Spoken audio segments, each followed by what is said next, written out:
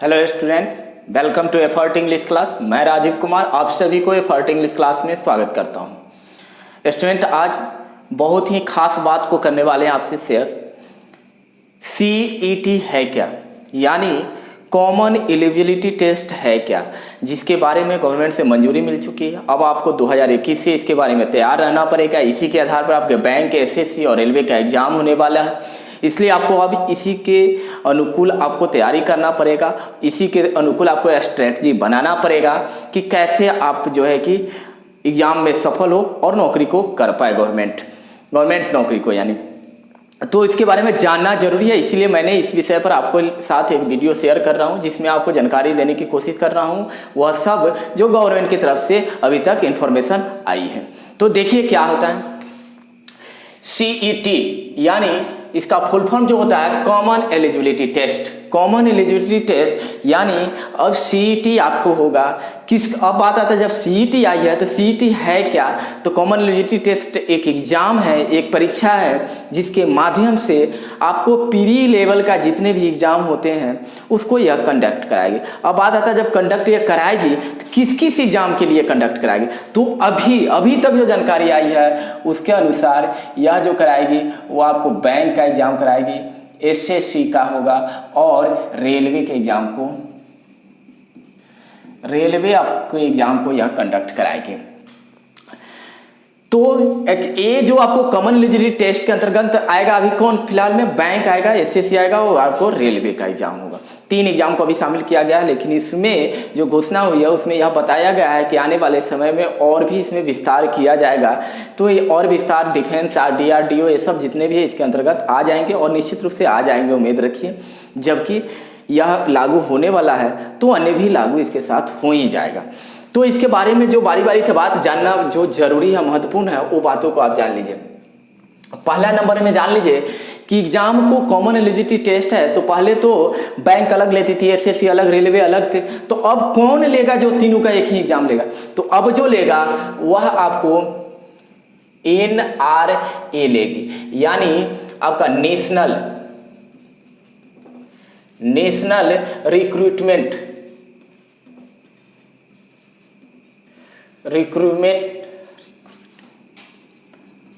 Agency लेगी। ये आपका एग्जाम लेगी और किसके लिए लेगी तो फिर वही बात है, 3 के लिए ही लेगी, बैंक के लिए, आपका SSC के लिए और रेलवे के लिए।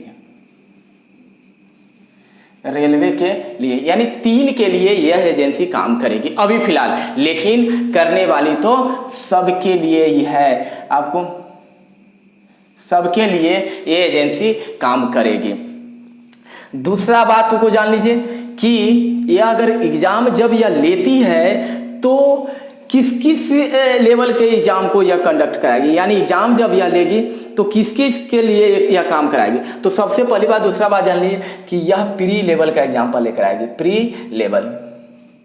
प्री लेवल एग्जाम ये कराएगी, यानी यह मेंस का एग्जाम नहीं लेगा।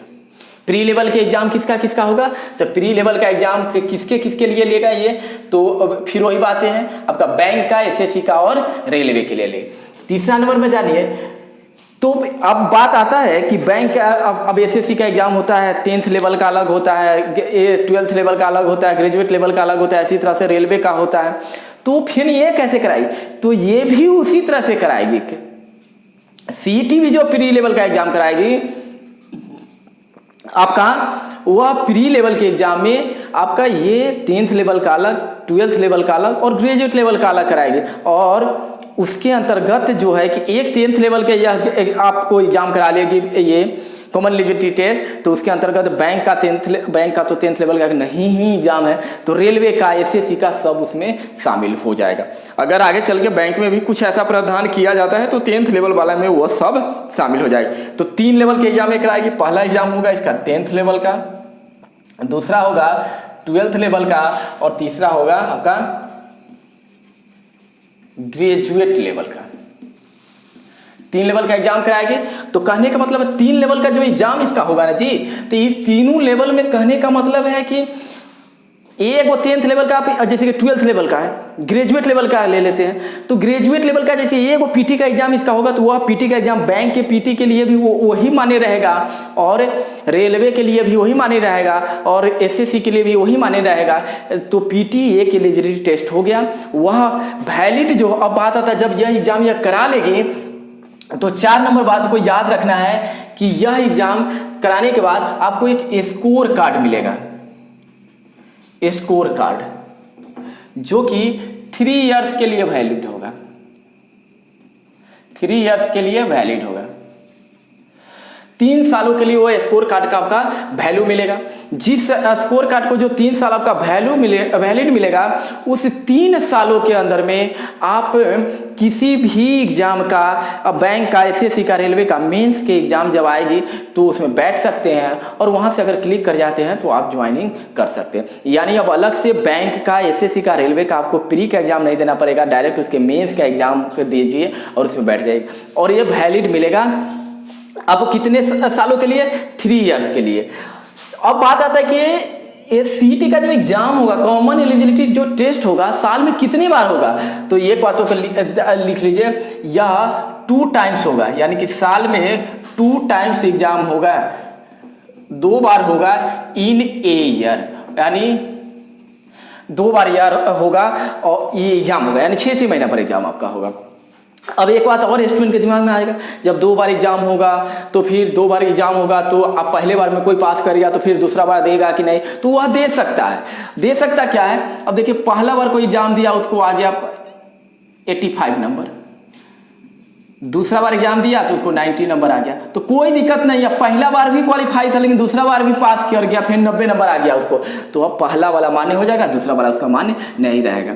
तो आपको जितना बार एग्जाम देना है दे दीजिए, कोई दिक्कत नहीं है। जो बार देना है दे दीजिए, एक बार क्वालिफाई कर जाइए, उसके बाद देते रहिए। आपको आप जितना स्कोर को गेन करना चाहते हैं, बढ़ाना चाहते हैं, बढ़ाइए, बशर्ते अब जो होगा आपका वो मार्क्स जो है कि वो वैलिड 3 साल के लिए रहेगा। लेकिन ज़्यादा मार्क्स आ जाता है किसी में आपका, तो वो फिर आपके लिए अप टू डेट हो जाएगा, वो आपके लिए वैल्यू हो जाएगा। तो आप कितना बार भी देते रहिए, एक बार क्वालिफाई कीजिए, जितना बार मन है उतना बार देते रहिए। अब एक बात और आता है कि एग्जाम किस किस लैंग्वेज में होगा, तो इसका लैंग्वेज जो होगा, लैंग्वेज जो होगा वह 12th लैंग्वेज में, यानी 12 लैंग्वेज में एग्जाम लिया जाएगा। लैंग्वेजेज में एग्जाम लिया जाएगा जो कि इंडियन है। इंडिया में जितने भी जो प्रमुख 12 लैंग्वेज है उसमें लिया जाएगा। पहले जो था कि हिंदी में होता था और इंग्लिश में, 2 ही बाइलिंगुअल लैंग्वेज में आता था, लेकिन अब नहीं है। अब आपके 12 लैंग्वेज में आपसे एग्जाम को कंडक्ट कराया जाएगा, 12 भाषाओं में दिया जाएगा, तो इसमें कोई वेरिएशन नहीं है।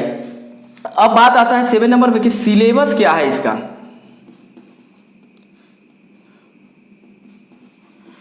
तो सिलेबस में कोई इंफॉर्मेशन नहीं आया, ये बातों को जान लीजिए। अभी तक कोई इंफॉर्मेशन नहीं आया, यानी नो इंफॉर्मेशन है।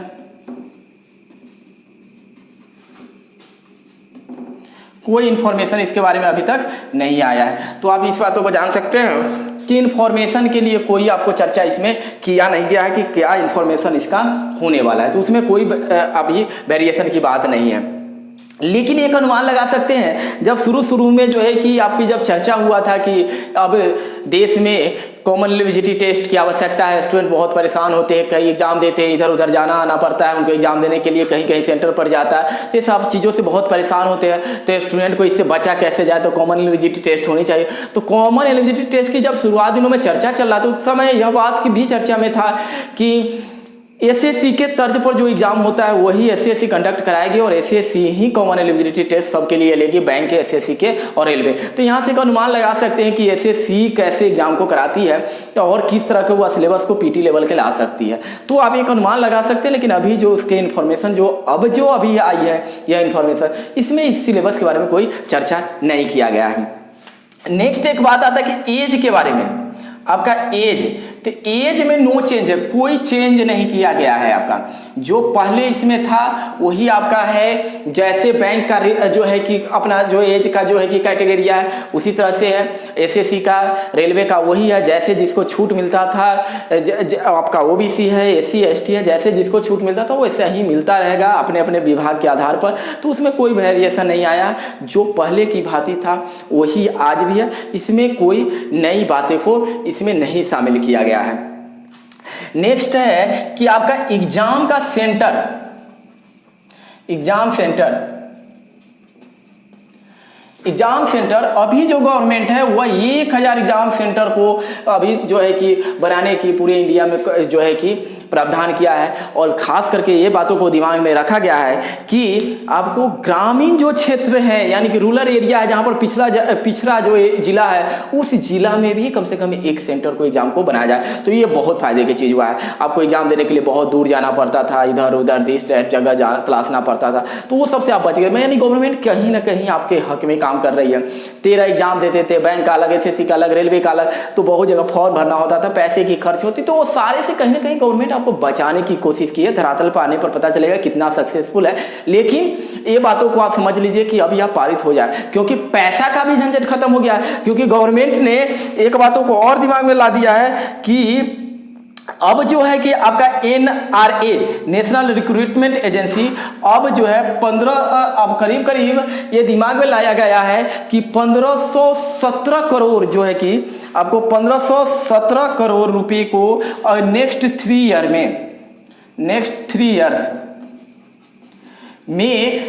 इयर्स में खर्च करेगी। यानी कि पैसे का भी झंझट खत्म है। अगले थे आपको जो है कि 3 सालों में आप खर्च कर सकते हैं।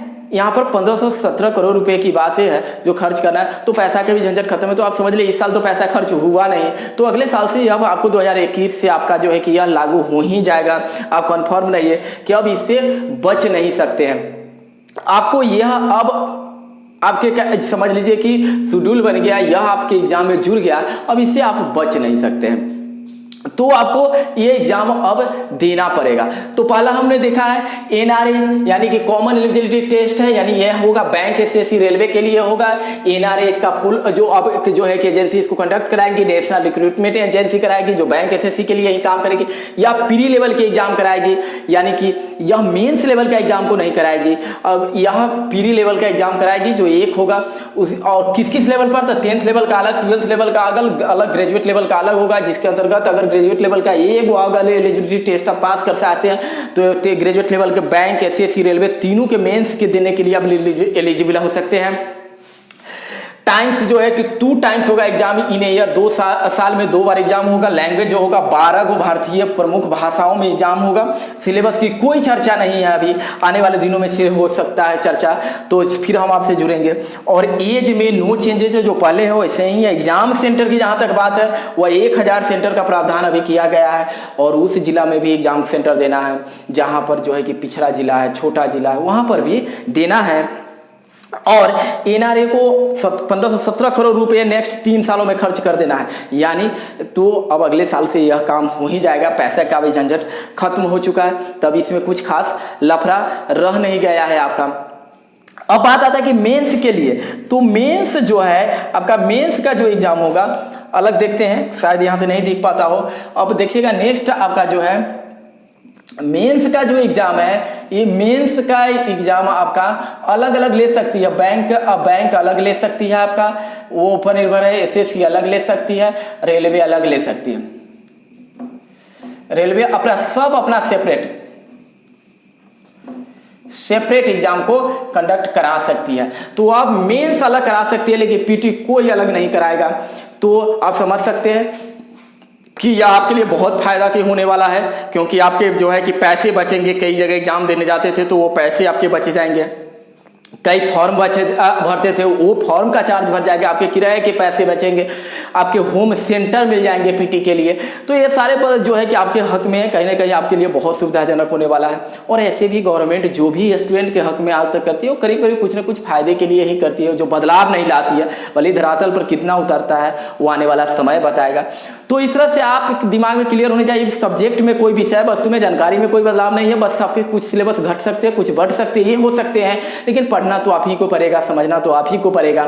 तो आप अपना तैयारी को कंटिन्यू रखिए, फिर आगे जो कुछ बदलाव आता है तो मैं आपको उसके लिए जानकारी दूंगा। अन्य स्टूडेंट को भी इसको शेयर करके उन्हें भी इसकी जानकारी दे कि क्या बदलाव आई है, जो किसी प्रकार के भ्रमित न रहे। तो इस तरह से आप तैयारी करते रहे, तैयारी में किसी प्रकार का आपका रुकावट नहीं होनी चाहिए, तैयारी करते रहे। और ये बदलाव जो हुआ है मैंने अभी आपको बताया, जो गवर्नमेंट की तरफ से आया बस वही बताया। आगे अगर कोई फिर बदलाव आती है तो मैं उसको भी आपके साथ शेयर करूंगा। Thank you, all the best.